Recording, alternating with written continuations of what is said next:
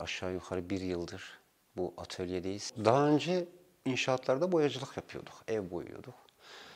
Daha sonra bu geri dönüşüm mantığı bizim buralarda çok yok abi. Mesela adam sehpasının ayağı kırılıyor. Onu getirip tamir etmek yerine adam tutup atıyor, gidip yenisini alıyor. Bu ekonomik krizle birlikte artık herkes elindekini işte işine yarayacak bir şeye dönüştürmeye başladı. Biz de o mantıkla açtık. İşte eski mobilyaları boyuyoruz. Yeniliyoruz. Bir gitarı şarap kulağa dönüştüreceğiz. Daha doğrusu dönüştürmeye çalışıyoruz şimdi. Sabah arkadaşımız ilgileniyor, onu da diyeyim.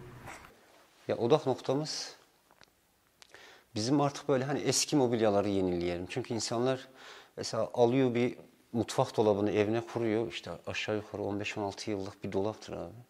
Bunu işte alıp yenileyeyim, yenisini getirip kurayım diye hareket ediyor. Gidiyor fiyatına bakıyor, fiyatı 20 bin lira abi.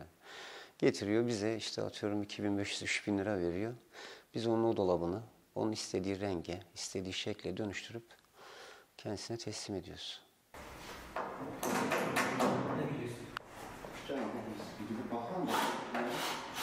Mesela bu buzdolabını işte dışarıda öyle çöpte bulduk diyebiliriz. Getirdik, yeniledik, boyadık. Şimdi kullanıyoruz mesela bunu. Böylelikle işte bir tane ağacın kesilmesinde önüne geçmiş oluyoruz yani. Doğaya da katkımız böyle.